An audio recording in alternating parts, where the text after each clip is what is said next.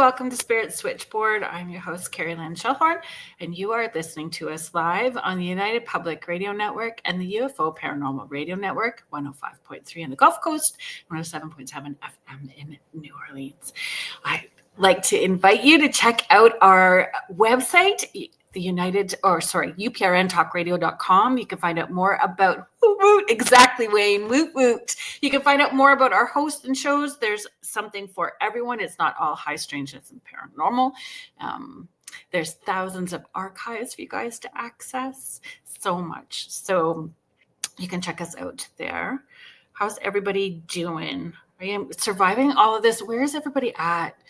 It has been so cold. My car wouldn't even start today. I was outside trying to talk nice to it, see if that would help if I was talking sweet nothings to get it started, and it just wouldn't. I had to call in the cavalry to come over with a booster and give me a little bump to get it going today. But my mom in Sault Ste. Marie is buried in snow. So if I had to, the cold, I would take over all of that snow. How's everybody doing? Aw, thanks, guys. I'm going to bring Michelle out right away, and then we'll start saying hello to everybody. There was a little last-minute change that needed to happen with this schedule, so I was really grateful. Our network manager, our friend, host of Beyond the Outer Realm, and her co-host with her, Amelia Pisano, Michelle Desrochers, stepping in and hanging out with me tonight. Thank you so much. It's a pleasure. I always have fun with you. Might not be mutual, but I have fun with you. Of course it is. It always is. And you know what? When things go sideways, I think that you roll with it really well. So you stay nice and grounded. And I always feel like my Chihuahua brain is showing out, and I don't know how to tuck it in, but people tell me they can't see me doing the freak out loud. That's okay. It's okay to just let her go. They say that, and then you do, and they're giving you side eye. And it's a thing. It's a thing. I love it. It's so funny. It's okay to have a Chihuahua brain. We all love our Chihuahuas. Yeah, we do. We do. I know. I've had tons of them. I got 2 right now. Bossy little ladies. Doesn't Joe have 2 as well? Yes. Again, bossy little ladies. All little females. Nora is a Chihuahua pug, but she is definitely a bossy lady as well. Yep. Too. It's a small dog syndrome. It's that Napoleon syndrome. I have one, they're both about 2 pounds apiece. One can't barely even see. And she carries on like she's going to take on anybody who comes to the door. My son picks her up and goes, "Look, there's nobody there." Oh, wait, sorry. It's so funny that they bark and they can't even see out the window. No, exactly. Oh, sure. And then you open the door and all of a sudden it's like, no, I think we'll just be quiet now because we don't want to be seen. It's kind of like that. Don't see me. Don't see me. That Dracula scene. Don't see me. Nina, that's the dog. So yeah. Beautiful thing. Nora is her head is Chihuahua, but her body is pug. So she looks like a small Ottoman. Yeah. I love them though. They're so cute. She's just pretty cute. She's pretty cute. Oh my God. Did you guys get hammered with snow? Yes. We did. We have so much snow here right now, and then you have that deep freeze. So you're all stuck with it. Then we had 2 squirrels that decided to just take up into the attic, and we're like very loud, like they fight and everything. So we had to gently relocate them. Everybody thinks, oh, they have babies. No, that's not till like sometime in the spring. And we took them to a nature reserve. So there's more food and stuff left out for them. So this way here, they don't have to all be fighting, and they have all nest boxes and everything all over the place for birds and critters. And I'm like, perfect. Because it was just like every morning, it's all scrapping up there, all territorial. It's like, come on. Work with me for the love of all that is holy. Crazy. Yeah. Crazy. And Wayne goes on a mission. It's Battle of the Wills after that. So it's just like, oh my God. Yeah, talking nice to them too doesn't help. No. Okay. They don't care. No. I know this is sideways, so our squirrel on Red Ball now, but I just saw the postings about Catherine O'Hara passing away right before. I know. I'm kind of gutted. I know. That's like a whole Beetlejuice era and the Home Alone era. And I know I She's saw a Canadian that today. icon. Yes. And she was awesome. Everybody just loved her. Yes. She was so sassy in Beetlejuice. I just loved her. It just, yeah, again, graceful and stunning and Yeah. giving of herself. Yes. Just lovely. And then I read Macaulay Culkin's tribute to her, and then I had like a big old cry. So that was the celebrity deaths. Whoa. I know. Well, it's interesting about celebrity deaths. Certain ones hit harder, Yes. and I have family members that would just go into complete grieving mode with that. With celebrity deaths? Yeah. Oh. Full on. I'd be just like, why? I could never get my head quite around it because you feel bad. I do. I'm like, oh, that's an end of an era. For me, it just comes into like an end of an era because we kind of grew up with them in that era, right? Home Alone and Beetlejuice, like the first one, like that was sort of, and then it's just Creek, right? Watch Schitt's Creek. I know. I know, but she was versatile. Loved I mean, Second City, right? Of course you're versatile, Yeah, it was a little shocking Sad. and sad. And I apologize, folks, if you didn't know and I just delivered the news. So oops. I apologize if I just have some grieving going on in the chat room. poke you in the eye of that. Yeah. Let's say hello. I'm always happy to see you, Wayne, in the chat. Hello. Breath of fresh air. Contessa Martins, hello. Thank you so much for being here. Hello, Astrolite Paranormal. You guys, I bet you guys are slammed with snow there too, right? Hi, Carrie. Thank you so much for being here. Heidi Cole, thank you. Thanks for being here, and thank you always for sharing us out in the way that you do. We appreciate all of your support. Mm. We love Heidi. Yes, we do. She's like part of our UPRN family. We all adopted her. Yeah, so Mark Monzo, everybody's showing up. Yeah, everybody in the chat, and I love that they support all of the shows the way that they do. Mm-hmm. Mish, hello. Misha asked, she goes, she was in Beetlejuice. Yeah, she was a mom in Beetlejuice 1 and in 2. She did a small, cameo. Lots of snow high. I know the wind was crazy and bitter temperature. Squirrels in the attic. Bam, the nemesis. Oh dear. Yep. Oh dear. We've not had squirrels in our attic, but we had birds in our bathroom vent. Like the vent wasn't covered outside, and birds nested inside in the spring and then had babies. So we didn't turn the bathroom light or the fan on for weeks because we didn't want to wake up the baby birds. We're all in the bathroom going pee in the middle of the night or early in the morning with the lights on because we didn't want to wake the birds up. Oh, and then when they left, then we got the thing covered. I love it. Hi, Pam. Yes. So when I was talking about calling in the cavalry to help me with my car because it didn't want to start today, it was Pam's husband, Frank, came. Awesome. Yes. We love Frank and appreciate him very much. Agreed. Life changes without warning. Exactly. No handbook to consult. Exactly. Joanne Belsario, thank you so much for being here. Oh, thanks. So I have an online intuitive mentoring group, and that was the Life Changes Without Warning. So it was an all day with Lily. So that's cute. She just makes it. that much more special. Yes, and then she announced to everybody that she's going to have a baby brother. So that was it's now out in the open. Yeah, for all of you who And we didn't don't know. really know that it's a brother. We just know it's the size of a blueberry. And Right. And well, we know Lily's choice. yes, and then it's on the way. But maybe she's got something, like Oh, I'm sure she find out. does. Without a doubt. With her grandma. Yes. Yes. Julie Dow, hello. Thank you so much for being here.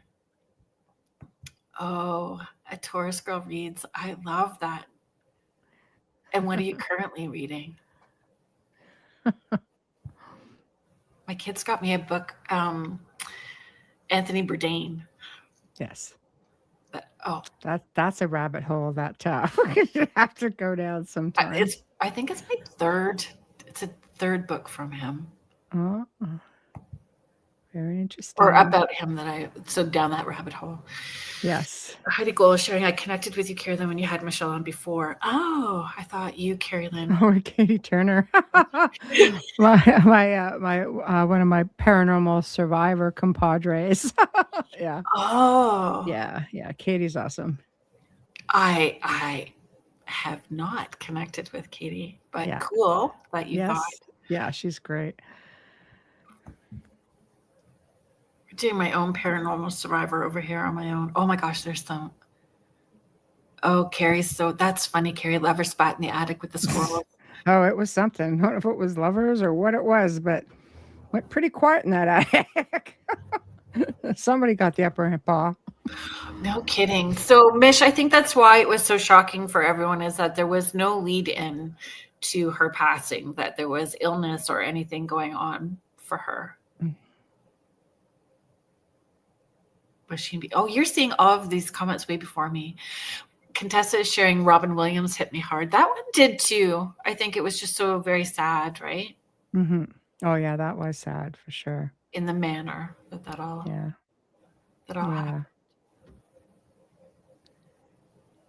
Oh. Shauna was asking what platform. Yes, it is StreamYard. Oh, Richie, you know what, Richie? I was talking about you earlier and I was going to talk about you tonight. So I'm really good. I'm really happy that you're hanging out in the chat. And I realize you may not be here the whole night. So I'm still going to talk about you at some point. Only nice things. Always nice things because I love Richie. Yeah. I love Richie and his show. And part of what we were wanting to talk about, Richie does, and he does it well. So Richie, Bigfoot Banter. So Banter with Richie B is his podcast. So with Wojo, and Richie's just started his own network as well too, which is pretty cool. Seems like heavy energy this week. Somebody's got something to tell me. Oh, yeah, it's been a week, Richie, for sure. Oh, Mish, that makes sense too, being from Australia, right? Mm-hmm. That was the world, I think, really mourned that one. That was when a tough Steve one. Irwin died. Because he was so wholesome, That's right. And then watching his, being so in the public eye, the whole family. Yeah. Absolutely. Oh, Heather Stewart McLaughlin, thank you so much for hanging out and being here. She's got Come to the Forest, which is her property. So she brings people out to hang out in the trees. In the trees. I love it. It's a great space. All kinds of different offerings there. We love you too. Thank you, Richie. I'm pretty grateful too. Yeah. One of the things that I wanted to do the open mic tonight, mostly because my brain has been so foggy and it has been a heavy week. I was like, I don't know what we're going to talk about. Even shared that yesterday. I don't know what we're going to talk about. It could just be an open mic, but trying to think of a couple of topics that we could, start with and bring the chat in and roll from there. And, sure. I'll follow your lead. Well, so one of the things that I wanted to talk about was like live investigations, and that's what Richie does. And but how that also changes, like you see those caught on cameras, and some of it is those AI generated, and how people can tell the difference and where is that wibbly wobbly line and all of that kind of stuff. And then I was thinking about pareidolia when you're doing that, like if it's chat driven investigations, how that can affect so many different things and how they perceive information.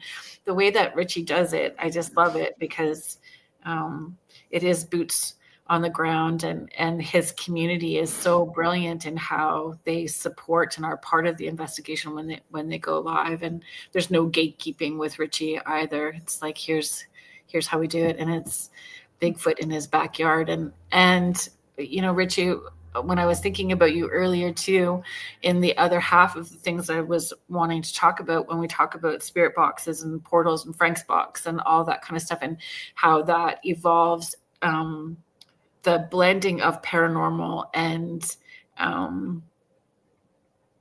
off-worlders.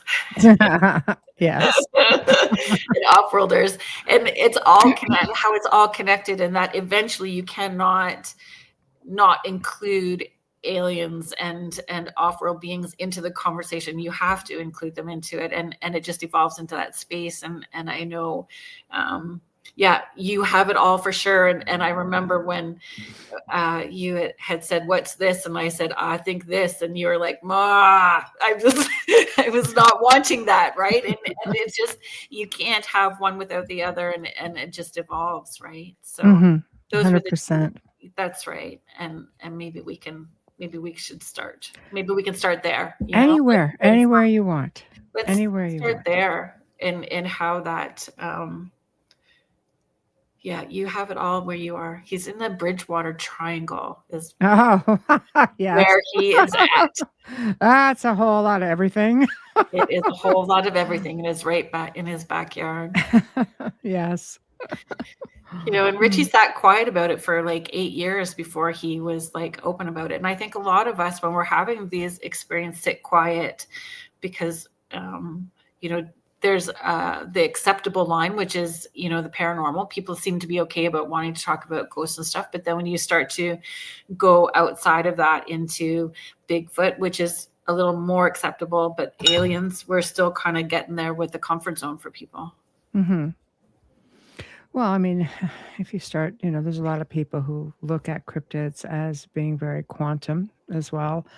If you look at Ron Moorhead, he talks a lot about that. And it's funny because after we did that show a couple weeks ago, somebody commented in the chat and he said, well, think the do's and don'ts, I guess, of, if you happen to come across a Bigfoot. I'm not talking about a researcher, maybe just somebody who's a novice or just camping. And anyway, apparently the gentleman who left the comment said, well, my buddy, relieved himself somewhere in the forest. Like, I don't think much about it. I mean, people do, and they're camping.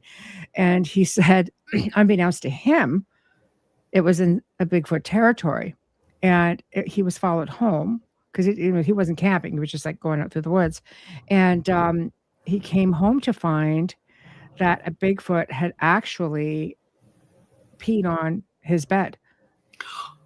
And his I kid you not. And the thing is no windows, no doors had been unlocked, nothing. So is it this quantum thing where he just made it in and out, and because the footsteps, everything was outside, like it was all there. So funny, even within those communities, so Bigfoot community, cryptid community, or the paranormal community, when you push something that's a little more outside the box, it becomes this divisive conversation as well too. And how many people don't want to look at them as being, dimensional beings. I know, and it's possible, and if you start looking at some of the research, from Dr. Melba, who's specializes in DNA, that's her thing. I mean, she has done DNA analysis at the criminal level to help with very difficult cases in California, and basically has shown through testing that Bigfoot has a human mother and Dogman. So she came on their show and talked about that, and it will be coming back on, if I'm not mistaken, to talk about the Dogman part of that. So it makes you wonder who's your daddy. Yeah. Get out. Okay, now I've got questions. So Well, you hear about stories like that, right? Throughout she's coming. the indigenous. So yes. Mm. There's a woman in Russia who, I think it was Russia, one of those countries out in that area, who had a son who with a Bigfoot. There's photos, so it's not so far in the Wayback Machine. There was a photo, and he looked, very much like he was half and half, and just grew up in the community normally. I don't know. It's out there. What don't we know about, So I know Thomas Seawood talks about that as well too, like Mhm. them kidnapping and taking. So then is there different communities as well too? So are they, because if you ask Thomas Seawood, he's not going to buy into that they are telepathic or infrasound Yeah. or dimensional in any way, shape, or form. They're community, like Yeah. that has been here forever. So is there kind of both? I don't I know. have no doubt that they've been here forever. There've been a lot of beings that have been here forever. Long before us. We are not the first kick at the can here, that's for sure. Agreed. Hi, Yeah. Lorraine. Thank you so much for being here. Vicky W. I agree. People don't like to color outside lines. Well, I'm on the outside for sure. Yeah. Yes. Your life is everything in this woods.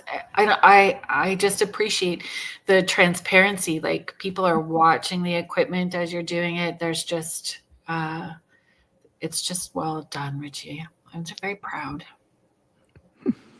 Very proud to be your friend. Jackie Collins, thank you so much for being here. Guardian 4, good evening. Hello. Thank you so. Oh, Richie, do you want to? We can totally do it. Yeah. I get into panic mode about like multitasking while I'm on air. So if you guys want to fill in the chat while I try. It's okay. I know the manager. Yes, I won't get yelled at. You're fine. My Chihuahua brain was so bad today. I'm going too slow. I'm multitasking slow. Bigfoot. Do they ever have a tail or a tailbone? Oh, Jenny, I'm really happy that you're here. Some say that Bigfoot is the original human and we are the hybrid. That's pretty interesting too. Mm-hmm. I love all the different perspectives, Carrie is sharing, I have heard conversations of human mothers of Bigfoot. Recently, a woman did this past fall, met the father as children and grew up meeting each other in forest. Eventually, she mated with him. Yeah, no, Richie, I'm all for it. Yeah, if you want to allow me to share, I think that's pretty cool, and we can have that conversation. It's open mic night, and I really had a couple of ideas on where we were going to go, and having the chat lead sometimes is great. And thank you very much. I love it. I love when the chat room decides what you're talking about. Yeah, that's great. Hi, Jen.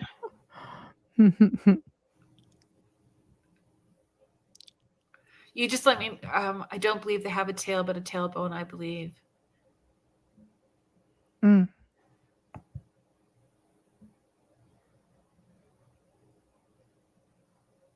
Oh, sorry. I wanted to put Contessa's.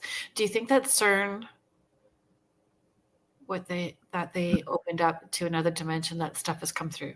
Yeah. That's what the scientists are saying. There have been claims from a couple of different scientists.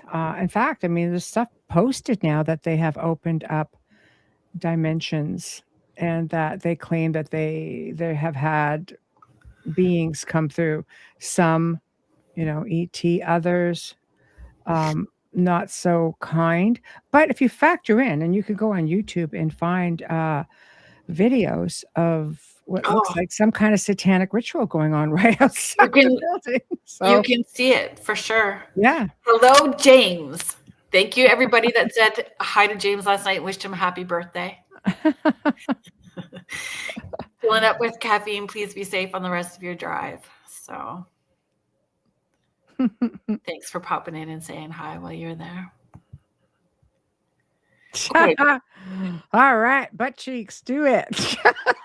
Let's do yes. Because Richie, the lights that you guys have captured are pretty interesting for sure. And you just sorry, I'll keep watch. Did you send them? Oh, he sent them already. Sorry, I will see what I can do.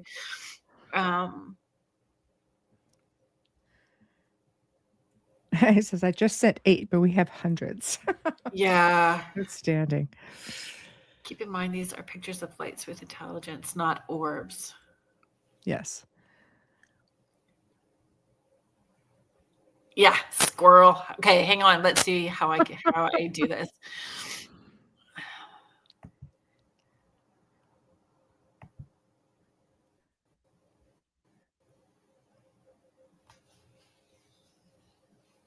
And sometimes when you've got StreamYard open, it takes forever to open up another tab and for things to download. I just put everything on my home screen and I go in and share whatever's on the home screen. This makes life so much easier. How do you do it?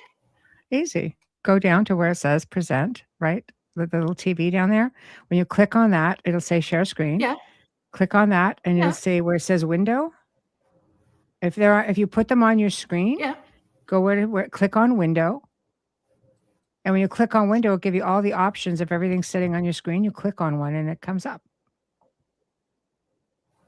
Right, but do you want all your whole Facebook page to show up? You don't. Oh, no. Well, just click on the picture. Bring up the picture.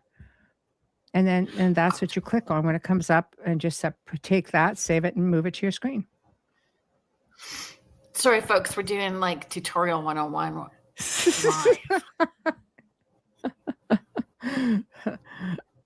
Doing double duty working. Yeah. If I can get them. There we go. Yeah, just bring it up. Yeah, and that's the easiest, quickest way to do it.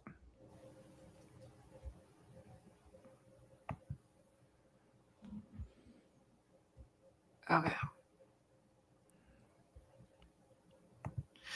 Let's see if we can go. All right, there we go. Where did you go, Richie?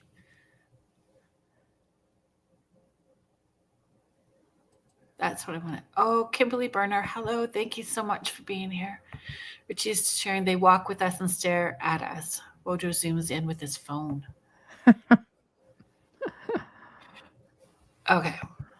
You have it? I don't know. Okay, we're gonna find out, folks. We're just gonna. It's all for the butt cheeks, man. We're trying to make it happen. That's right. We're hitting share screen, right? Yes. So you share screen. Go up to where it says window. Click on window. Oh. Yeah, see it? See it? And choose the one that you want. And that's the only thing you click on is what's going to come up. No, I don't. Oh. I don't understand that. Where are you lost? Please remember, I said that I had a foggy brain today. It was like a bad Chihuahua brain. Click. Okay, when you share screen, you go over to the top. It gives you 3 options. Click on the one that says window. Yep, got it. Then it has all these. You can put, you can scroll down to whatever the picture it is you want, or whatever it is you want, and click on that, and then click share. But it's not really doing that. I don't know how to explain to you. You have to make sure that you have the picture on your screen. Yeah. Somewhere on your computer screen. Sure? Yeah. It's there. It's like, yeah. It's there. Okay, so if you go to where it says window, okay, got it? Yeah. Okay. Okay. It's what I thought I was needing to do. I'm just making it more complicated than I needed to. Richie's going making it a comedy show. Yeah. This is what we're doing. We're making it a comedy show. We could do that. You can be comedy relief. I got your back. There it is. There we go. Are that way for sure. There we go. Yeah, bring it up. There we go. Okay. don't know if I can make it. Comment there. That might be a little easier to see. Did we Yeah, have I'm to making change it bigger. something? I don't know. Yeah. There we go. There we go, folks. There we go, folks. Ooh. Is that a nostril? What am I looking at? Zoom in. All right. Sorry, Richie, you're probably at home dying to get in at my computer this way. You're not showing it right. No, this is humbling. How much am I zooming in?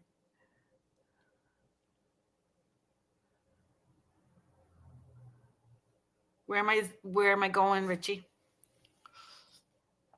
Zoom in on that dude, he says. There we go. Yeah. Because do you have Google Drive is what he's asking as well. He had bright red light off to his right. Hello, Wojo. It might not be doing you. Above the light, he says. Look above the light.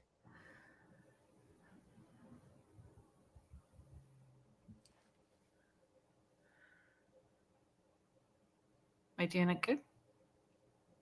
Yeah, he says, yeah, never mind that. The Google Drive. Okay. Okay. So I don't know. Mind you, I'm a novice at this. So I'm not like a cryptid researcher. Not that I haven't had an experience or two, but there's some things I just don't want to go in the woods with. Yeah. Sorry, You folks. know? Hang on a second. Let me pull up eye sockets and bone structure up the middle. That makes sense. Yeah. See. Yeah. Give me a second. Let me see. God, that's a great picture. Let me see.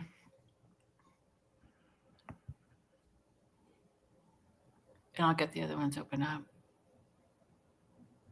And thank you to both of you for letting us share.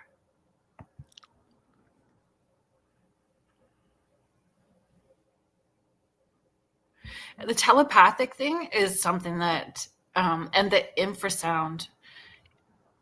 Mm-hmm. There's a lot of people who report getting really sick or disoriented after having an encounter, and some researchers attributed that to infrasound.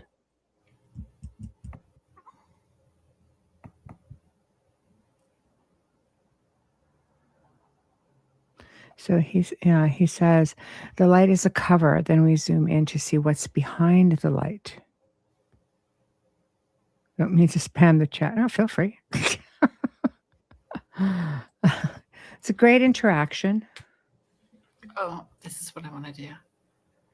And you guys are out at nighttime too, I want the butt cheeks. Squirrel. I'm focused on one thing at a time. This is what it is right now. Who's not focused on butt cheeks? I know. Oh, next thing you know, butt cheeks are just pouring in. Carolyn's email. Butt cheeks gone viral. Uh-oh. You're not spamming. You're doing great.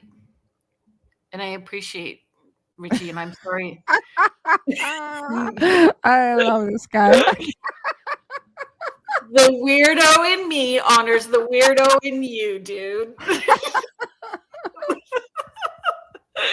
Hang on a second. I'm sorry that I'm not doing it justice. It has been.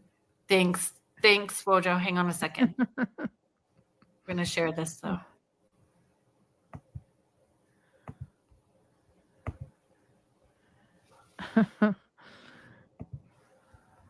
Beautiful.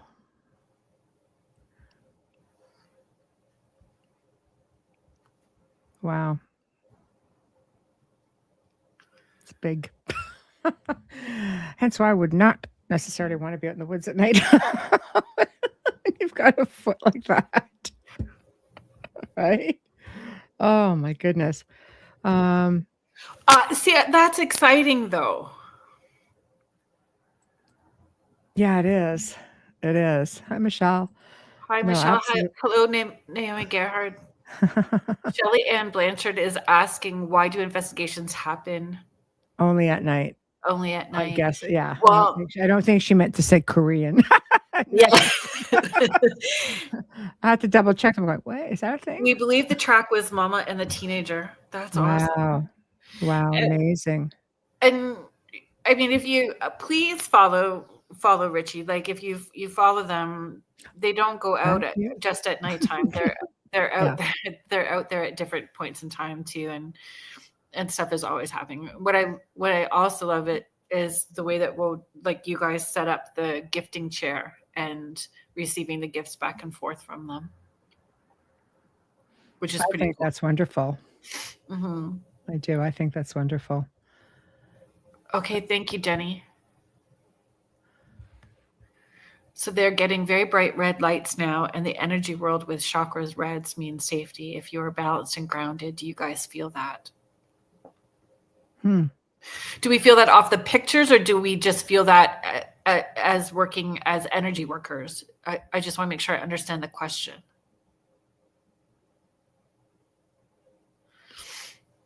Is there a way of... I'm going to pull that down now. Daytime, Dusk, and Darkness. I know you're out.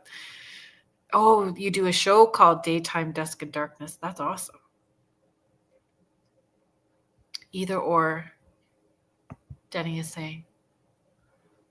Michelle, do you want to? I'll pull this down. I'm going back to the question. So let me pull it up.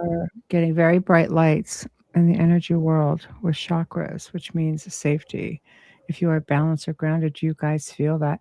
Well, I'm a big believer in grounding energy. I mean, I've worked with people for 2 decades who just seem to attract all kinds of crazy stuff because they're scattered. Their energy is scattered. And I do feel that if you do proper grounding, then you'll know, if you're feeling properly grounded because you won't be as scattered. And I feel it makes it easier to stay focused with your energy and less enticing to things that are out there that may want to attach, or hitch a ride. So yeah, I do feel that. So, I mean, in the paranormal investigation too, don't the Gainesville glasses flash red, like, and help you get into a different zone if you're going into a meditation? They have, like, put the red light at you. Do you know what I mean? I have not gone into actual full-on investigations. When I started getting more into consultation stuff, I stopped the investigations, like in-home investigations and such. I have equipment, that I don't think I've ever used, like the God helmet. Everybody used to ask me about the God helmet that used to be seen on Paranormal State. And I used to do a lot of events where I would show equipment. I'd say, yeah, it is a thing. And I had to sign some waivers to get into the country because it could cause like issues with your brain. So, I had team members going, we'd like to try. No, I will not be responsible for messing with your wee brains. So, yeah, I don't know. Because I thought there was something about using the red light also, and a red lens shifted you into a deeper meditation that allowed that connection to happen with a little more clarity, or the communication to go a little deeper. I could see that. I'm like, I'll try. I'm one of those people. Sign me up for the God helmet. I'll give it a try. All Me and right. my chihuahua They're like they're little electrodes that you have to put onto your head and stuff. It's crazy. There's all kinds of crazy stuff. Honestly, I spent a small fortune on equipment just to show people, yes, it does exist. You want to use it? No, you may not. It's their inheritance. I do feel that. So when we're talking about chakras, Denny, I used to it was a company from BC that did color baths So there were these packets, and you would just put them in your bathtub, so it wouldn't stain your tub, but it was all the chakra colors. And particularly for my kiddos, like my daughter did them a lot. If she was having to do a speech at school, if she had to do any of those things, she would always get the red one, and it did make her feel safe and grounded and more confident. And I think sometimes we do that subconsciously, like we'll pull out a red sweater, or we pull out those things, even though, you know, it's subconsciously, but aligning our chakras, or I don't know. What do you have thoughts about that? Yeah. Well, I mean, like I said, I haven't really thought much about that. I really am one of these people that you know, I could experience something, and I don't. I experience so much, so I don't know that I analyze it all. Maybe I should, you know. But I think after a while, it's kind of like you just throw caution to the wind. It's like, I don't know what just hit me, but I'm with it. You know, it's just a smack of energy. It's like, all right, no, but you just sort of, I don't know, like I don't really fear a whole lot, and people say, do you ever like say prayers of protection, things like that? I'm like, maybe I'm just a bit of a meathead that way, but I've never really, I've never really gotten into a lot of that grounding and such. Yes, you know, for sure. Yes, grounding for sure. And maybe we don't need to use the word safety. Maybe we could use stability. Yeah, yeah, You know, absolutely. having that. Yeah. I'm all 'Cause I for don't. any sort of protection, really, I am. You know.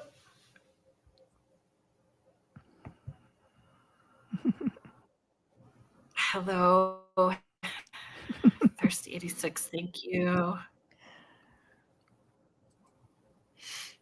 Carrie sharing, I remember hearing people waiting in a green room before they came on stage for a show. Green is supposed to be calming, is what Yeah, was like explained. the green room. Yeah, that's true.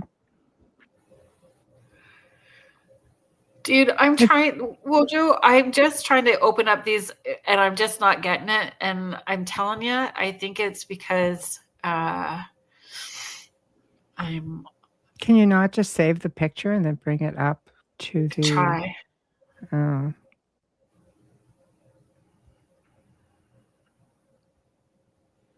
Misha says they were putting jailed inmates in colors for behavior. That's very Oh, interesting. there we go. Let's try this, guys. Unless you gave up and left. Like, Which oh my gosh. I fully understand why, if you did.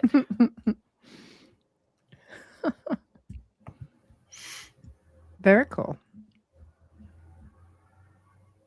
Yeah. So Just trying to help off. I appreciate you, Wojo. Thanks, Richie. Do you guys want to tell us about the red lights? So these are the red lights.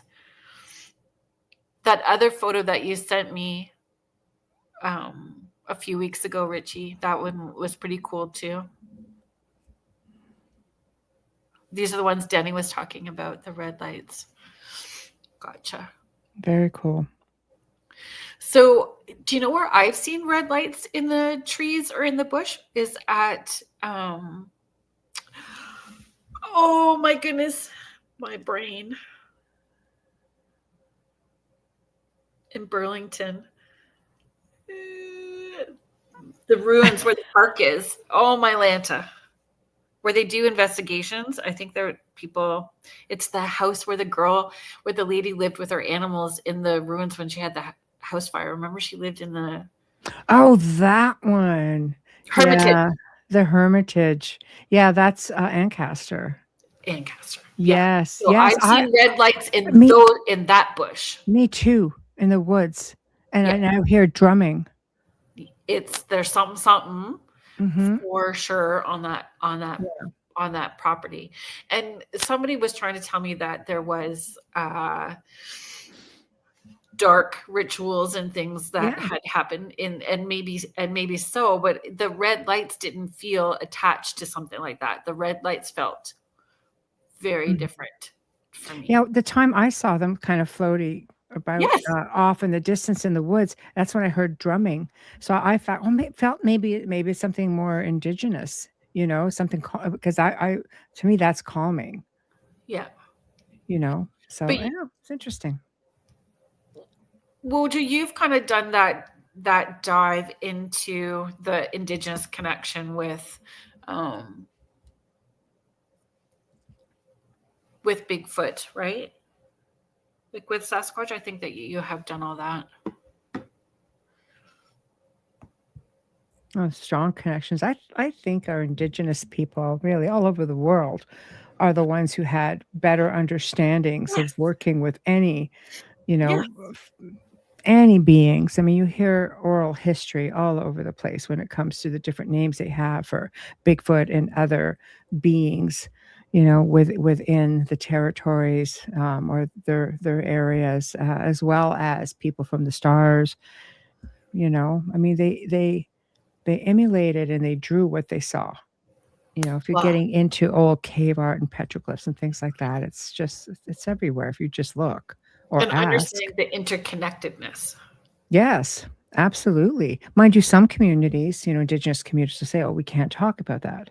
Yeah. It's like in Canada, you have indigenous people are just like, the Wendigo. No, we just don't want to go there. Whereas in the US, it's like, oh, that's a skinwalker. We don't want to talk about that. But there are some indigenous communities feel the same way about Bigfoot Hmm. as well. I I know that. Oh, Love that. Yeah, I love that. yeah. So Wojo has his own show now too. So I'm Very actually doing nice. that on my Tuesday show about indigenous meanings of shapes, rocks, and different types of bird feathers. I love that, Wojo.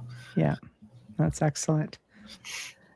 Nobody really does it, which is what I love. This is something completely different.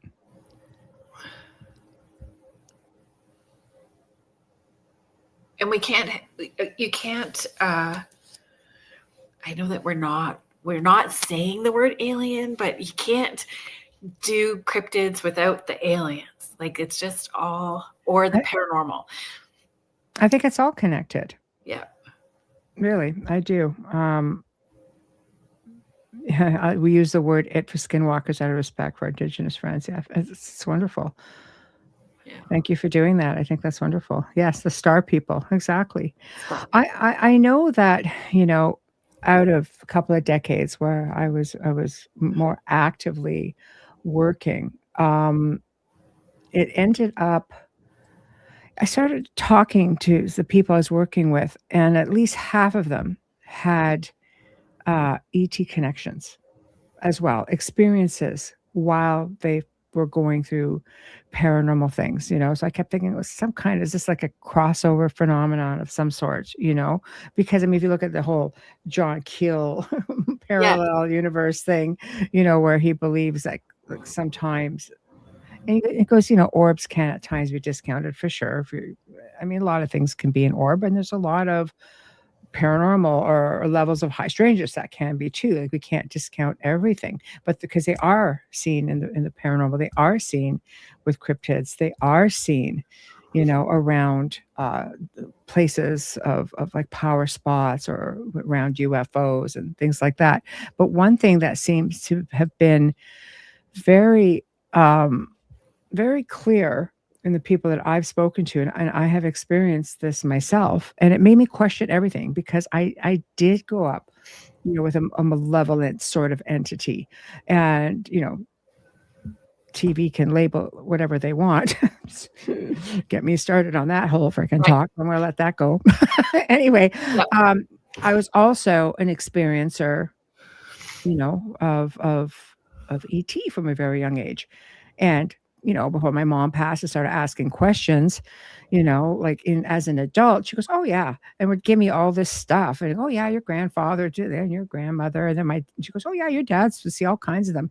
Okay, so was it like from both sides of the family? So how do I say, "Oh no, that wasn't a thing," right? So I think I started really questioning what was I really experiencing? Because, for example, okay, in people have reported having, going through an abduction, okay, similar things to what people have smelled in their house when allegedly like a demonic being's there. For example, foul smells like sulfur, the bright white lights, crackling sounds.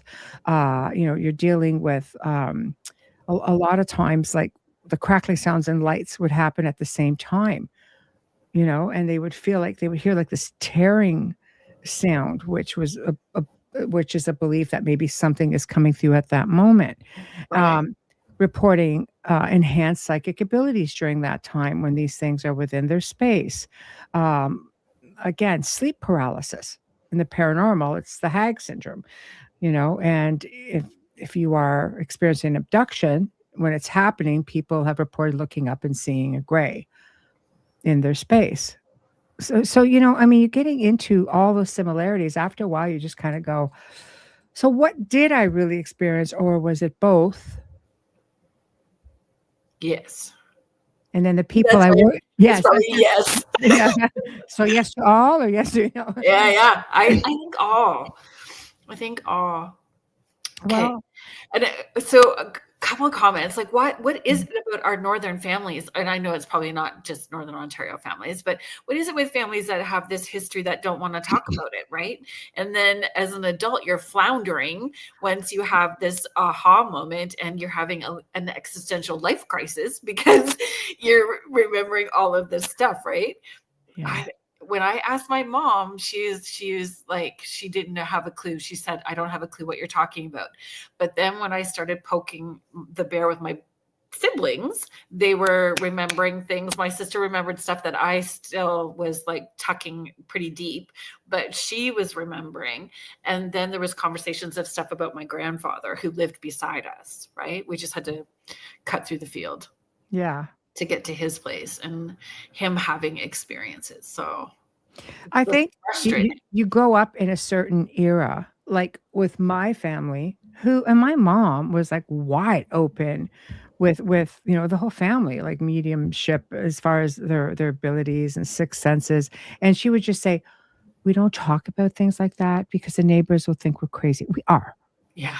Be quiet. We see shit all the time, and I want to talk about it. Somebody, and my mother would be just like, "Don't do it." And I hear this story from, and I'm sure you do too. And people come on the show. I hear this like a lot from people because, oh yeah, they didn't like us talking about things like that growing up. I'm like, the stories I heard throughout my family and extended family growing up, it surprises me that I ever slept at night. So, but I like that we can sleep at night because it shows that there can be an on off and we still have autonomy and we are in charge to some degree. Yes. To some degree, right? Yeah. But when we make an agreement with them, yes. Then it all changes, right? Especially if they have a task for you to do in being a good steward of the land, which is a big part of it, right? Like it is. I love that though. I love that part of it. We all have little jobs to do, but I mean, out of all the work I've ever done, and I mean, I've worked, people for 20 plus years. I love the energy work and I love the planetary stuff. Yeah. And it makes you realize the responsibility we have in caring for her, the planet Gaia, Mother Earth, whatever you want to call her. But it is such, I mean, if she fails and she dies, so do we. Yeah. Nothing else matters at that point. And I feel, again, I knew I was going to talk about Richie. So it's so super cool that your intuition kicked in, that you showed up, because you guys are so, all of you, Wojo, you too, that you guys are so respectful of the land and the community when you are working. And I just saw that comment come up about, I think Wojo put it up about getting so much. I believe it's because it's a reciprocal relationship. When they know that we are respectfully doing that work, then we get more of it. Well, yes, and let's say, because there is a theory that they're telepathic. If they pick up that you are there with good intention and that you're a kind person, then they're going to feel comfortable and forging that sort of a connection with you. You show up like with a pistol, and there's been so many stories where people just like, oh, I have a gun with me, or I had a pistol, not for them necessarily, but for what else is in the woods. But right off the bat, they're just like, no. Does it have to be telepathic though? Is it just energetic, like that Sure. frequency that's coming off of you, or the frequency that you are vibrating at? And Sure. I have said it continuously. I probably annoy everybody when I'm saying it, that our personal healing and accountability matters. Yes. 100%. It 100%. matters. And our thoughts, words, and actions have to be in alignment. Like, you can say all the love and light are buzzwords, which makes me have stink-eye tight butt. No, I say it in my road raging. Get out of my way. They drive by. Love and light. Just kidding. I'm like, I forgive you for being an asshat, and I forgive myself for calling you one. Yeah. After a while, it's just love and light. Let's go. But yeah, I mean, it shifts so that I think that we're tapping in at a different level. It changes our frequency and raises our awareness, and then they can meet us, right? I completely agree. You have stories, people who have properties, and they have right there. Yes. They develop, the people on these properties who leave gifts or of food and so on over time build this amazing relationship with their Bigfoot community, or their Bigfoot beings. And after a while they come back, they'll leave trinkets, much like what these guys do, but the Bigfoot become protective at the same time of their people. Like, they forge something really special, and that communication naturally, you just blend, you just find a way. And those who come in with ill intention, that it doesn't go so well. Like, they're not going to allow you in their community.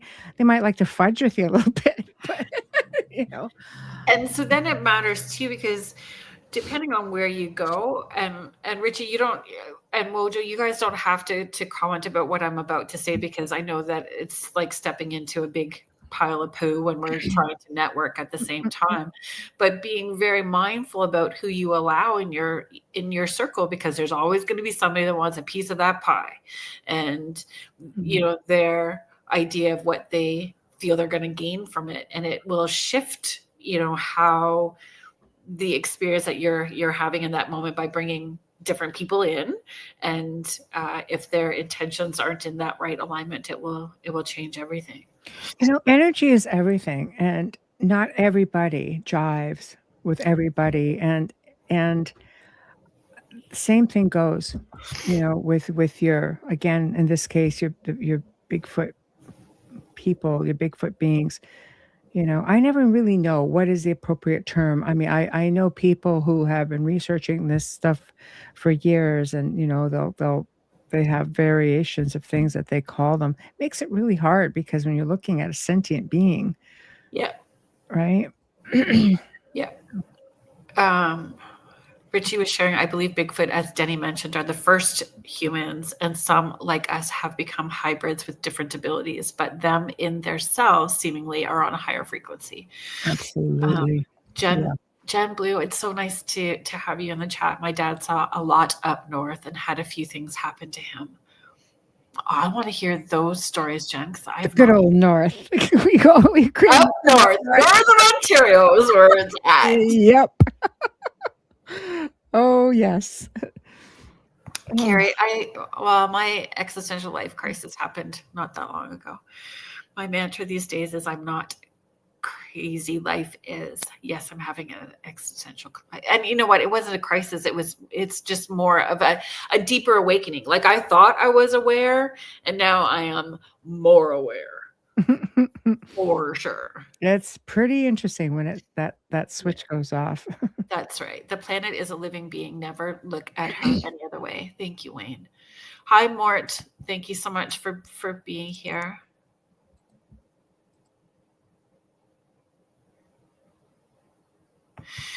So I believe in setting our intentions before we go into, but I also needing to be fluid because everything's going to shift and change. So that high intention, low attachment, and Yes.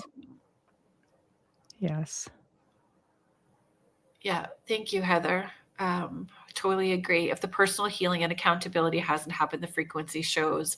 And the healing process, this is it. That's why when people are spewing the love and light or buzzwords and they're all like kitten toots and looking like they've not been through the mill. Walk the walk, or talk the talk, walk the walk, I think is what it comes down to. Wojo's sharing the woods pick up our energy. Michelle, I also believe they're telepathic, and it also goes with their spiritual. Yes. Yes. See, I think people who are more evolved themselves, especially with that awareness, exactly, what Reggie just said, is that there is that spiritual element to many of these beings. Bigfoot, absolutely, but if you're not evolved yourself, you're not going to recognize that in another being. Right. You just look at that being like, and just like it's a free for all. And there are some states, if I'm not mistaken, that it is illegal to kill them. Like I think California, I read, and I've had people say that it was correct. You can be charged for murder if you kill one. Interesting. Right? So. Hillbilly Herb, thank you. Ontario up north is my serenity. Yeah. Yes, it is for me too. My kids have heard it forever. They get tired of talking about it, but I just keep saying it to make sure that they all know that when I die, I want to be cremated and shot off in a firecracker over the northern shore of Lake Superior. There we go. Where I want to go.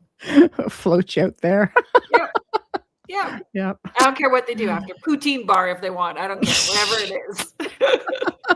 It's funny. It's all good, but that's where I want to go. Up north for sure.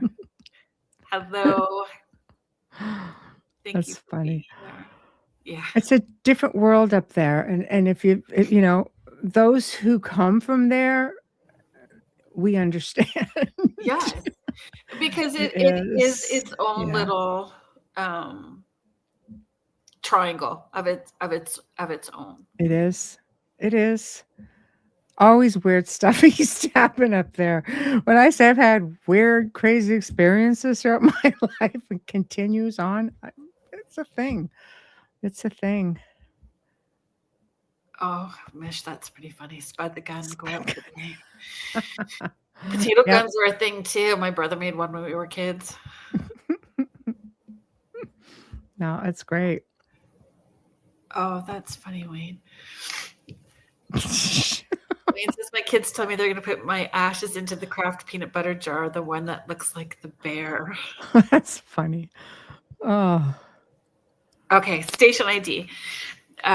Thank you so much, everybody, for joining in. Everybody that is just listening or tuning in, we appreciate you being here. You are listening to Spirit Switchboard, and I'm your host, Carrie Lynn Shellhorn, and you are listening to us live on the United Public Radio Network and the UFO Paranormal Radio Network, 105.3 in the Gulf Coast and 107.7 FM in New Orleans. If you're interested in checking out more of the shows and hosts that UPRN has to offer, you can head to uprntalkradio.com, and there are thousands of archives. There is something for everyone. It is not all high strangeness and paranormal. Today's guest is friend and UPRN host and all-around fabulous person, Michelle Desrochers. Oh, thank you. I've known you for so long. It's hard to believe how long I've known you. I know. I love it. I know. I wasn't a grandma, and now I am. That's how long. I know. Same. I know.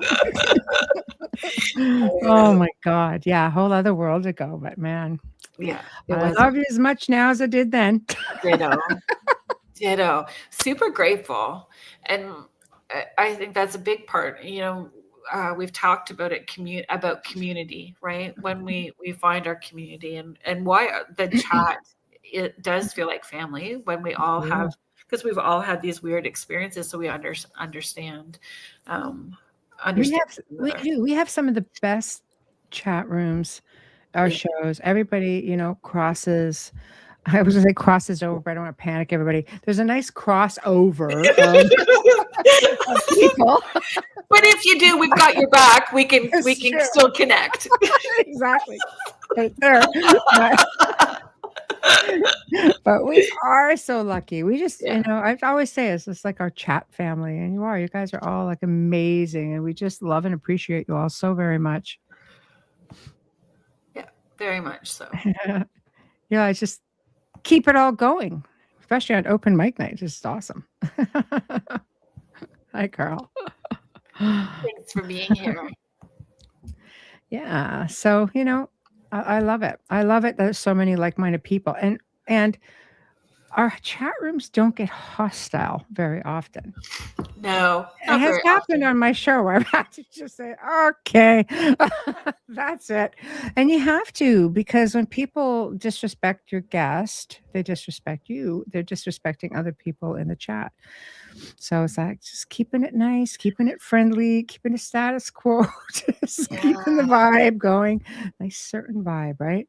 So it was Howie. So it was Ed O'Dell that taught me. He says you just pause and tell folks that you need to flush the toilet, and then you block and move them out of the chat. That's all I do. I don't even acknowledge a comment. It's like bye-bye. So you have to.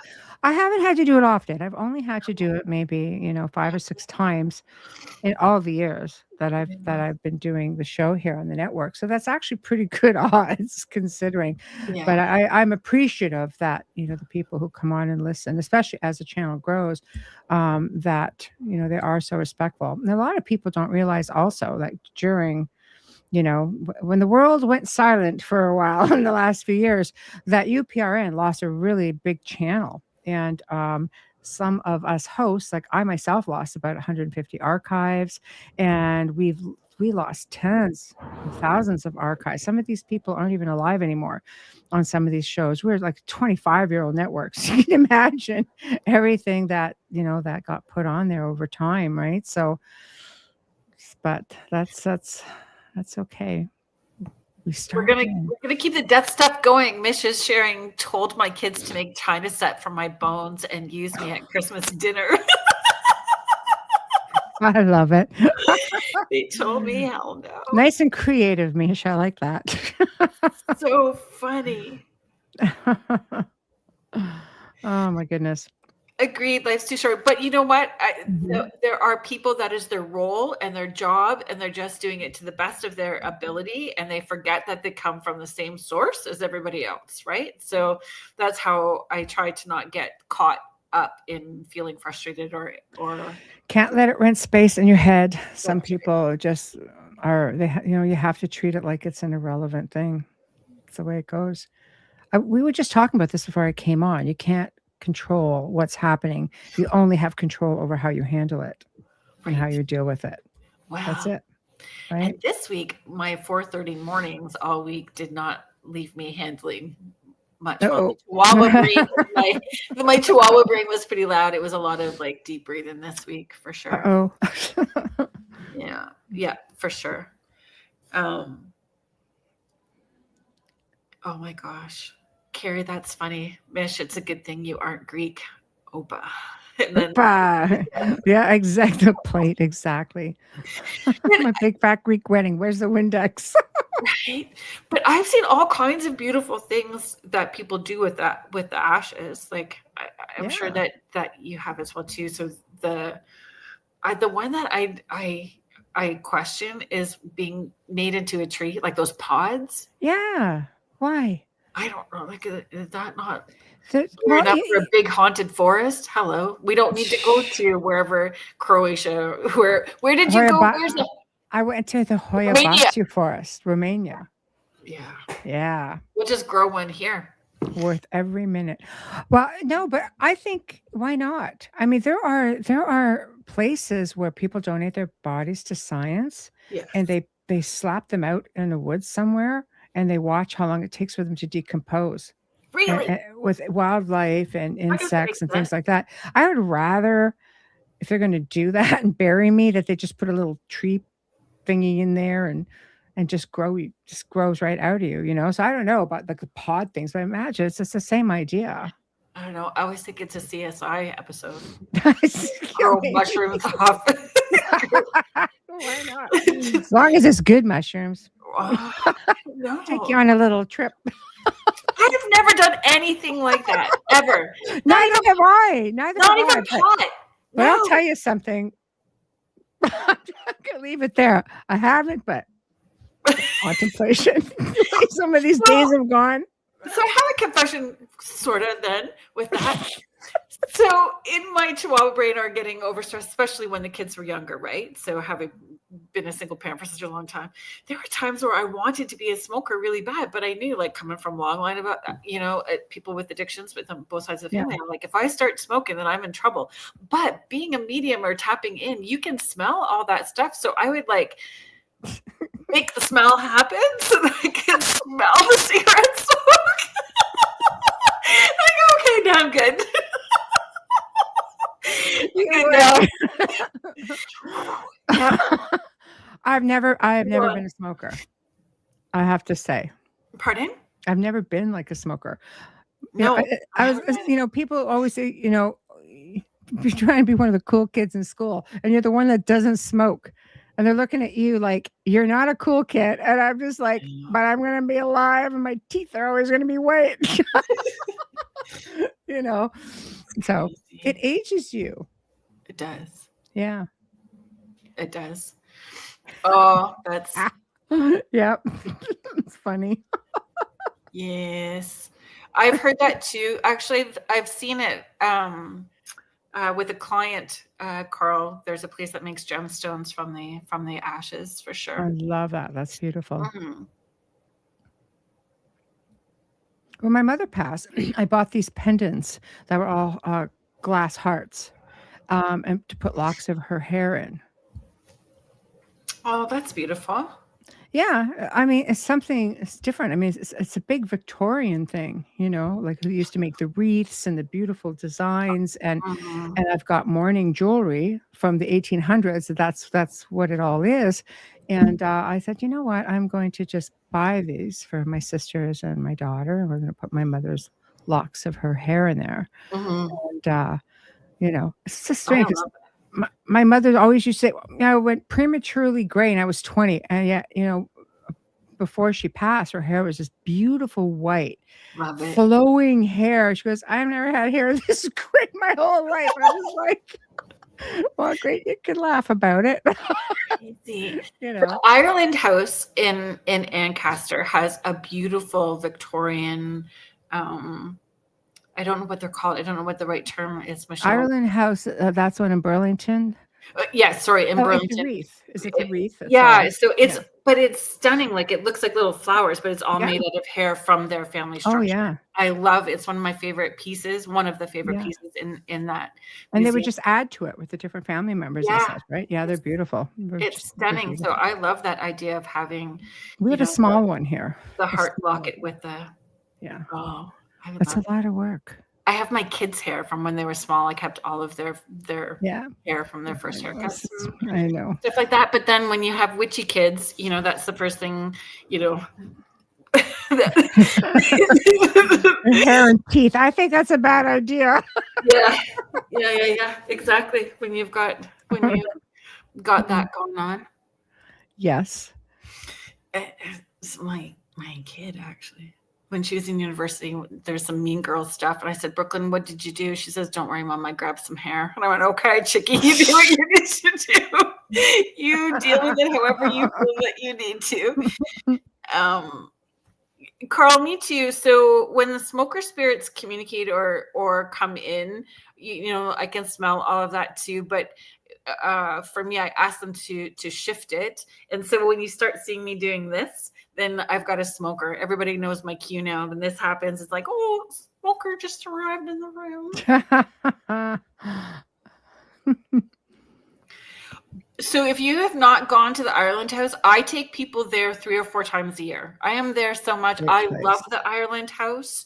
I want to be like the retired Walmart greeter at the Ireland House. I have told them that. I want to volunteer. It's a beautiful place. Years and years and years ago, I filmed there. and it did a seance with the film people and the curator at the time. And Right. it was so much fun, the stuff that happened. Yeah. And after that, she's like, had to lock up because it was late. And she was, "Can you just walk through with me?" I'm But like, they "All right." want to They engage. Like they are do. so proud of Yeah, their home. they are. 90% of the house is their original artifacts and belongings.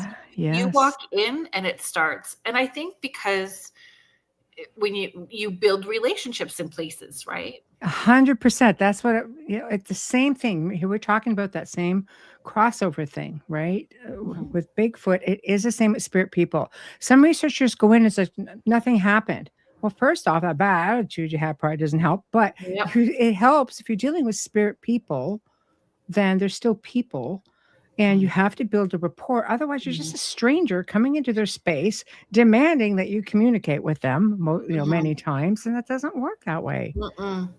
I think that has made a difference as well too.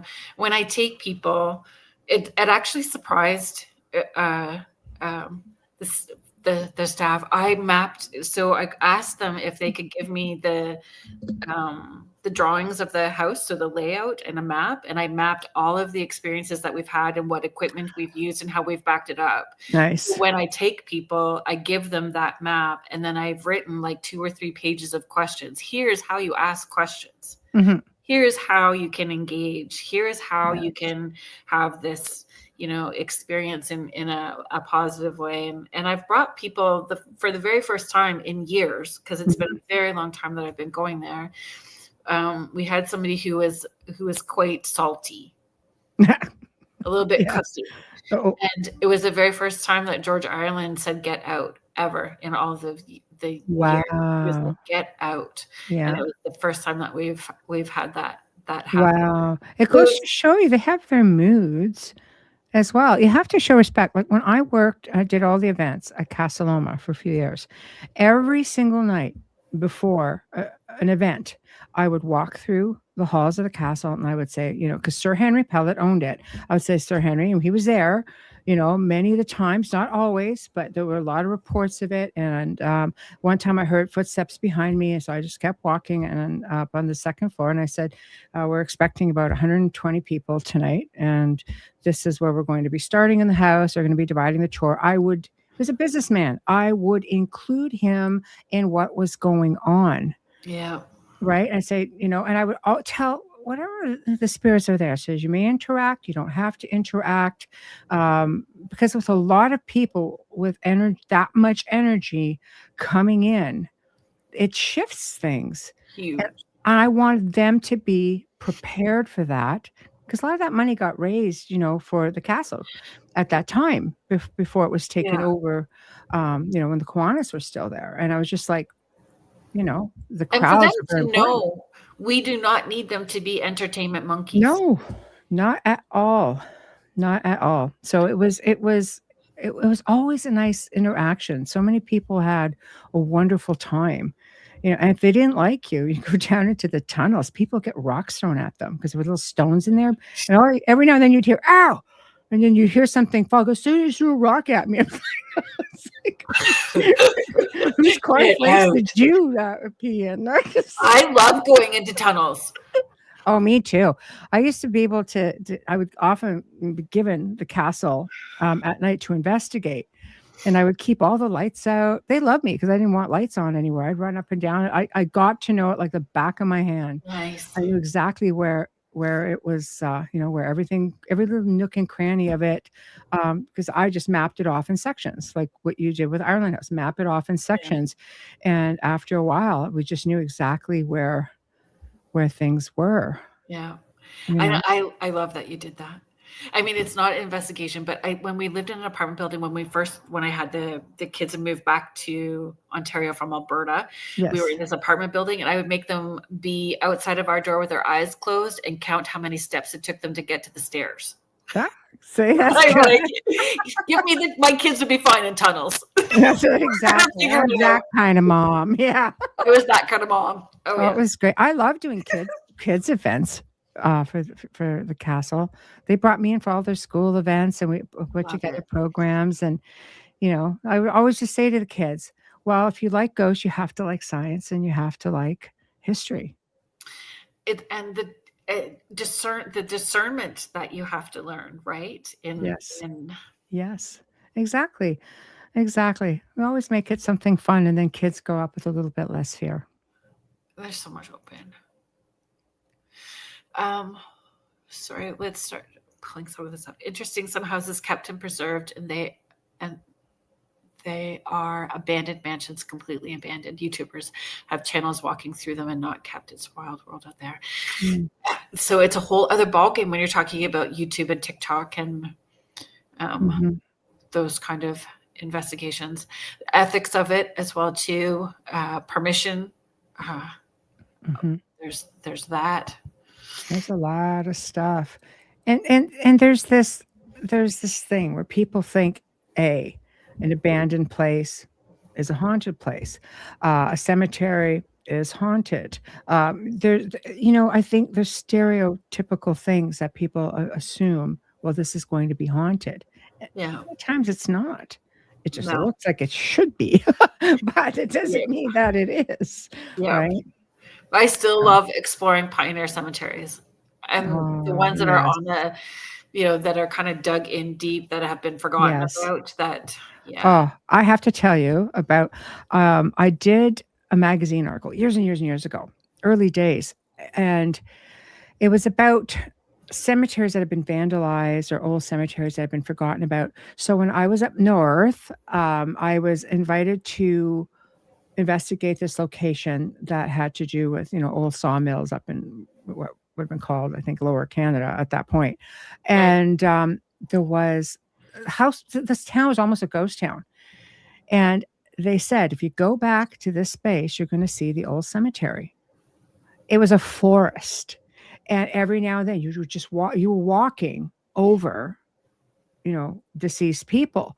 Every now and then you walk in, there would be this large headstone, or there would be like children's headstone. Cause back, like how many hundreds of years ago, a couple hundred years ago, yeah, influenza, pneumonia. I mean, it didn't take much, right. for little ones to pass, adults as well. But it was a completely abandoned cemetery. So, I was asked to take all these photos for this article. So I went back, after a couple of months, and after the article, amazingly, somebody, when I went back again, I think Wayne and I went, parts of it had actually starting to be cleared out. Oh, that's lovely. Yeah. Yeah. Somebody was started clearing it out. And it was amazing because with some of the brush cut back, you'd be just like, "Oh my gosh, look at how many there are here." Yeah, yeah. Old, really old ones, because a lot of people settled up there, right? So I have run into like spirits at some of those cemeteries that were needing some Mhm. assistance in moving on, and when you ask them why, it was because they passed here before they could get their family here. Like, Oh, see? so they weren't, so they're Wow. just hanging around because they were waiting for somebody to notice them and help them moving on where they were needing to go, because they passed tragically Mhm, before, like, they were working to bring their mhm, family. mhm. See? And you don't think of things like that.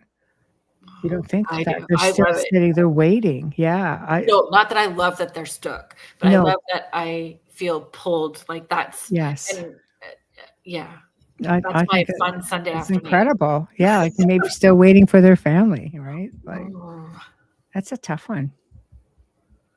um, one of my favorite visits was to Grant's house. And if I know that I'm gonna muck it up because I mispronounce everything. So is it Galena? Galena? Illinois. I was walking up the stairway and suddenly smelled cigar smoke. I looked down at my hand and saw a cigar poking out from a weathered hand. Not crazy. That's a very cool place. Yeah, it's like a cool crazy though. You know? But if that's how you work, right? Like, Yes. Mhm. It takes then a lot of energy, for a spirit person to manifest anything, yeah, you know? It's not like other entities which just seem to have a lot more energy. for them to be able to do things. Yeah. Mortality rate was very high in the 1700s through the 1800s. Yep. Mm-hmm. Thank you, Wayne. Don't forget to like and subscribe. It's been 13 years. Oh, that's interesting. 13 years since I've had rocks thrown at me by Bigfoots. Yeah. It's that guy. So do you communicate with them before you go? Because Yeah. Yeah. I think you just tap in, if they're telepathic, and I really believe they are. I think they're more evolved than we give them credit for. Mm-hmm. And when you do have those experiences, I think that they've, especially if you've been going out prior, they already know that you're going, and they probably, that's their gift to you in allowing you to see them. Mm-hmm. And it is a gift. It is a gift. It really is. I think a lot of it's just attitude as well.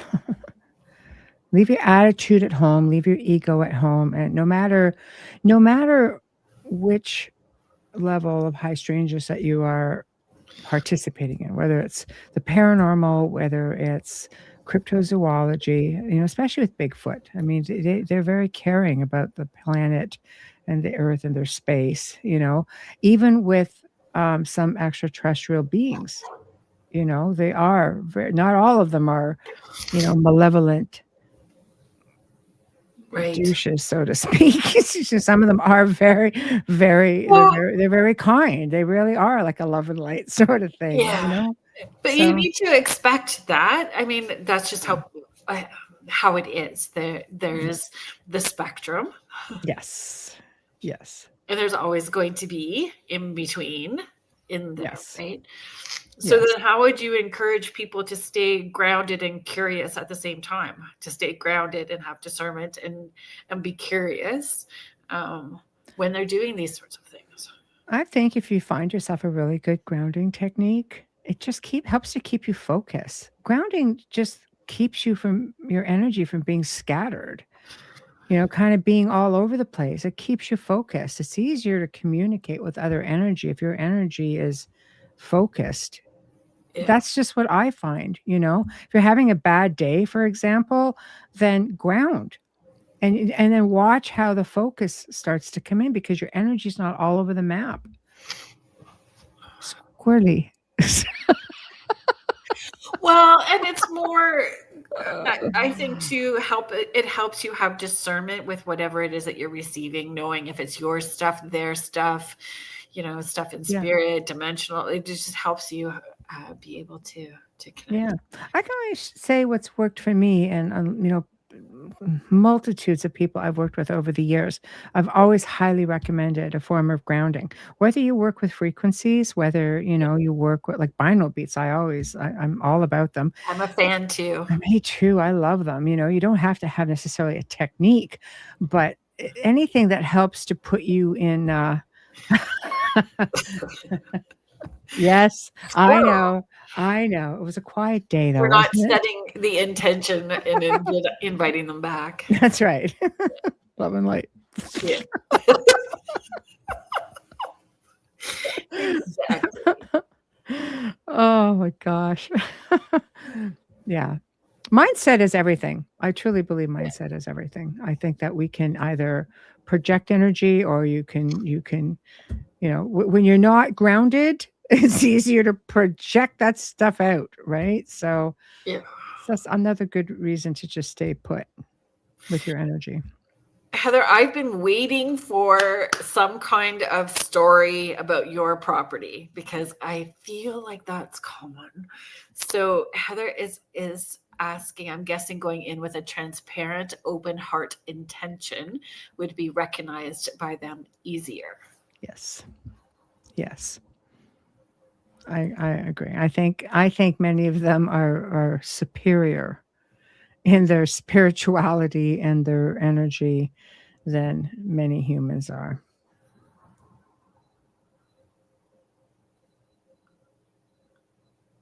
Oh, thanks, James, popping in. Aw. The fur babies. Yes. He's got some beautiful fur babies. Sometimes, do you know what?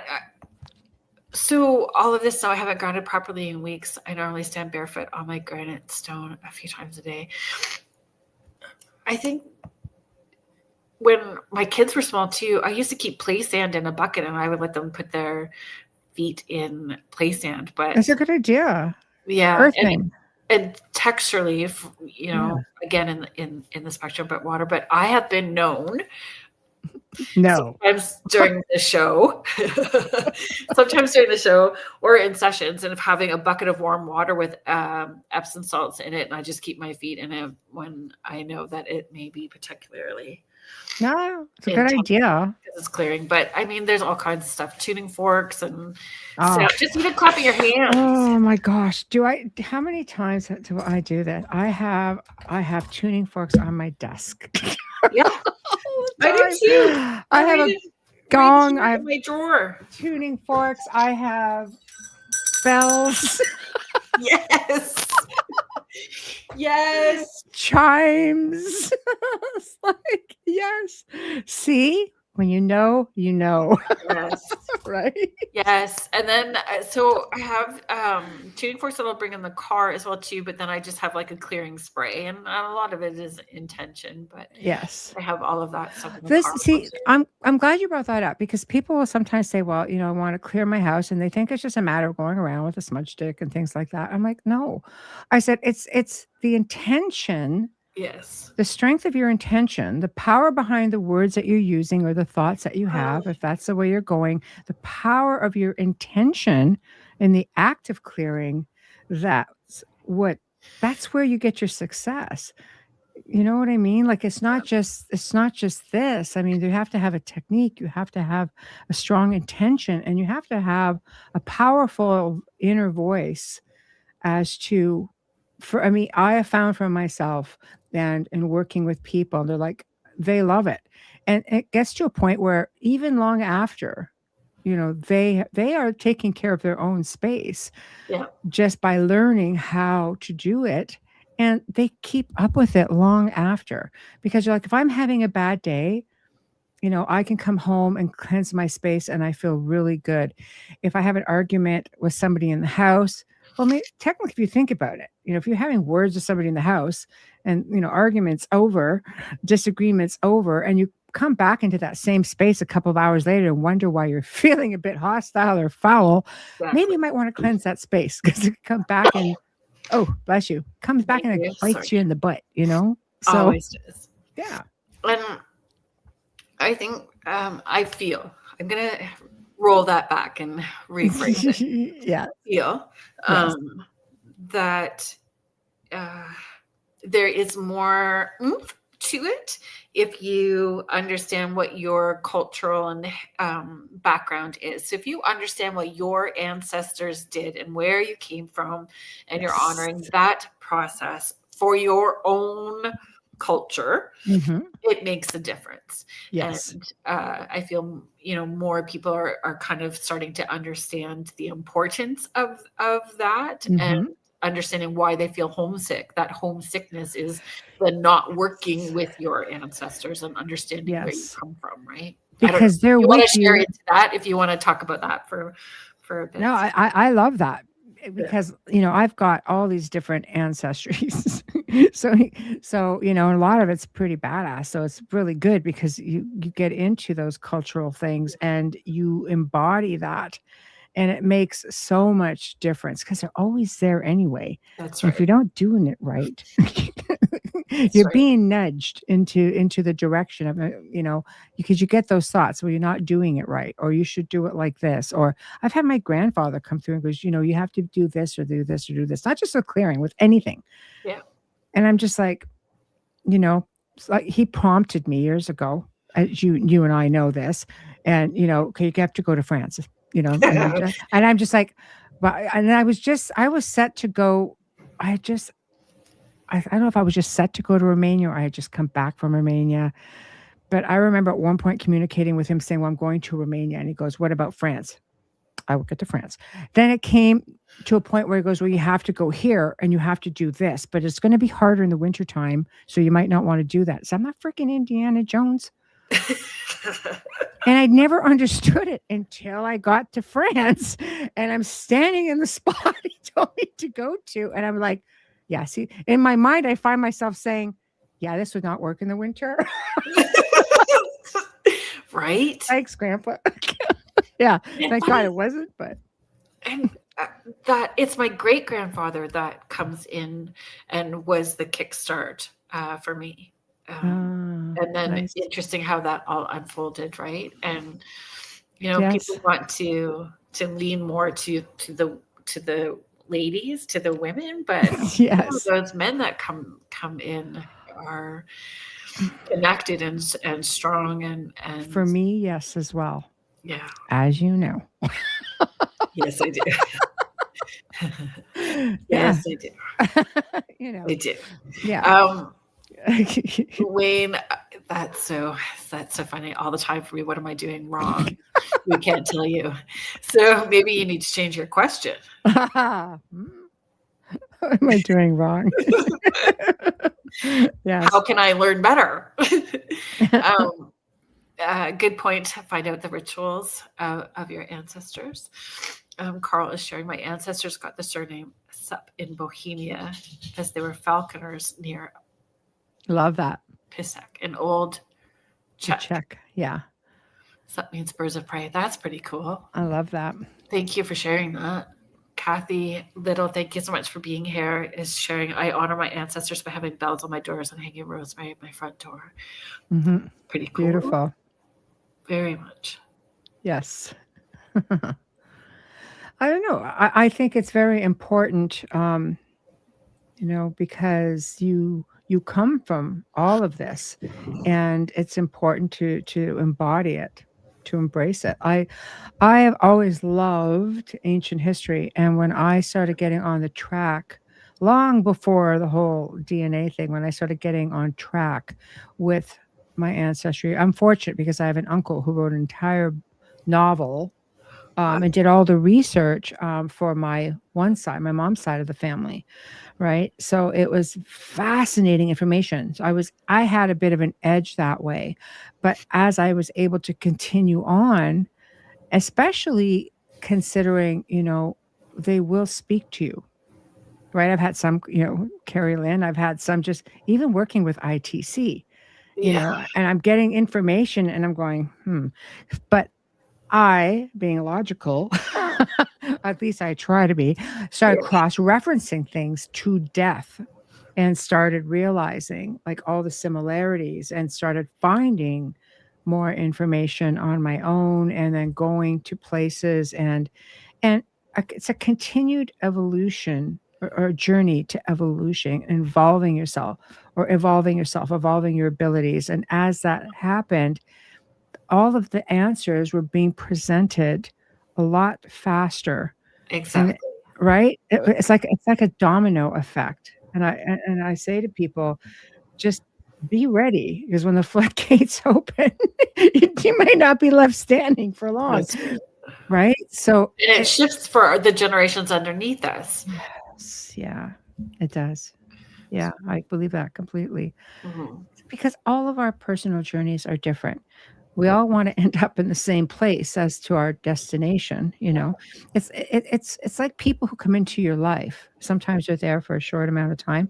Other times they're there just to teach you a lesson. Other times they're there for the duration, right? And sometimes you just surpass and you just realize like not everybody can follow at the same time. They all have their own path to take. If you're lucky, you got one person swirling around, going all over the place, and you got somebody who's very more focused and doesn't have any fun in life, just goes straight down the road. But in the end, hopefully you meet up at the destination and say, wow, we made it. One person might be waiting a little longer for that other person to be coming along. But, it's important to again, embrace your path. And, sometimes it can be frustrating. Other times, I hear people say, God, we're living at great times. I'm like, which dimension are you in? There's great things that happen to everybody. You're just kind of looking at what's going on in the world, going, where are you right now? Right? Yeah. I continuously talk about standing outside at 10 o'clock at night with a flashlight, flashing it up into going, why haven't you picked me up yet? Yeah. Where are you? Exactly. I am still waiting. I know. I'm ready. Vibrate me off the planet. I'm ready to go. Yeah. Just reassuring folks I do not have any kind of ideation going on. It's just, you feel kind of tired sometimes. You do. You do. And I think it's wonderful, that people are becoming more open-minded to the things around them. You really have to look to the past to be able to look into the future. So funny thing about that though, like if you follow astrology, those people who do those astrologists are like busy campers right now because there's so much that's happening that there is no history to how the planets are lining up, and yes, there's lots of new things that age of Aquarius that is happening as well too. So and again, I think it's the age, but it's all been around at some point once before. And, the planet has its way of giving up her secrets, and history has a way of resurfacing. Yeah, agreed. It does come back because we forget. We're this, that's kind of like the cruel joke in a way.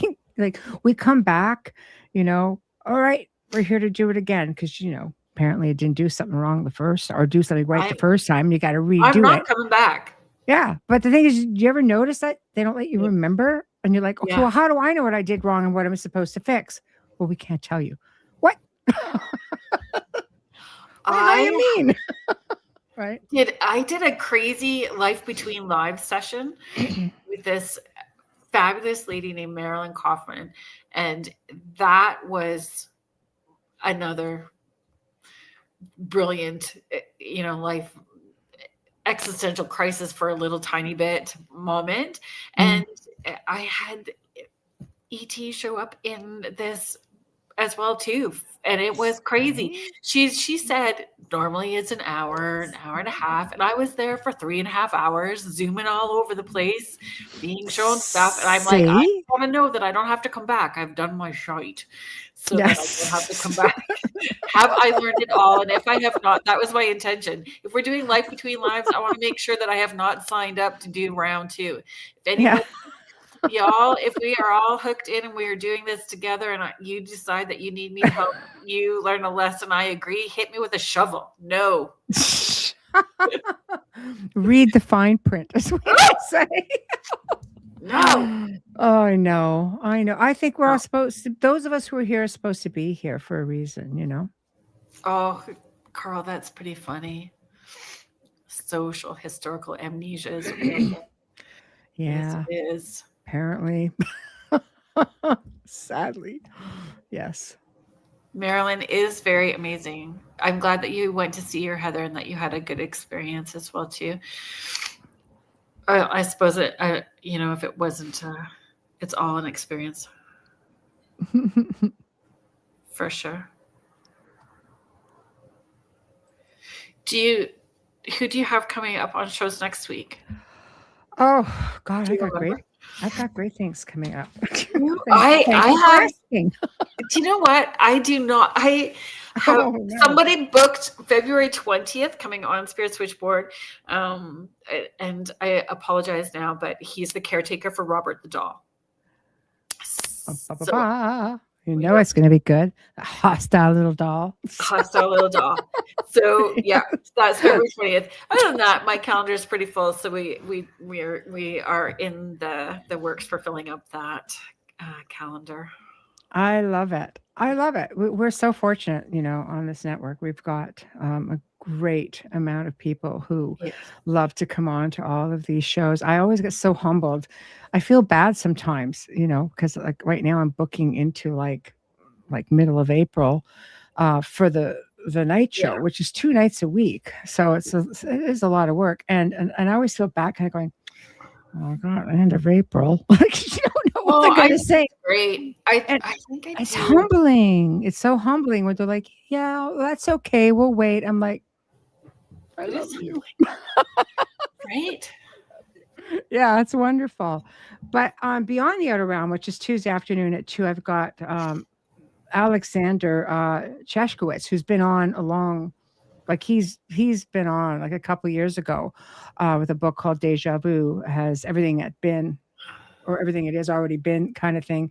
And we're going to actually connect up and we're going to sort of, how does he want to put it? We're going to get back into some of this ancient stuff, so we're going to be looking at um we're going to be looking at how history is kind of rearing its head again. So like a deja vu, how remember we talked about how the planet's just giving it up and how this history is starting to resurface. This man, he's just at 19 years old, he wrote this crazy book which is so detailed, and it was done in Polish, and then he would just translated it to English, and it has to be one of the most incredible books I've ever written at 19 years old. Crazy. Now he's doing like university studies, supervised university studies, and just crazy stuff. Brilliant. Talks on Atlantis. Brilliant. He's just brilliant. So I'm really happy. He's in Poland. So he's going to be on the day show. And on the outer realm, we've got Tim Malone coming on, who's going to be talking about these big spiritual, things that have happened to him in this journey, not just Yeah. paranormal, but like just crazy stuff, overcoming addiction and all kinds of things like that. And open mic, Wayne and I Oh, fun. it'll be fun. I'm still playing with the topic, but I have to share the 11th, which is going to be Spooky Appalachia. These guys are great. I love it too. One of these guys used to do a lot of voiceovers for Mountain Monsters.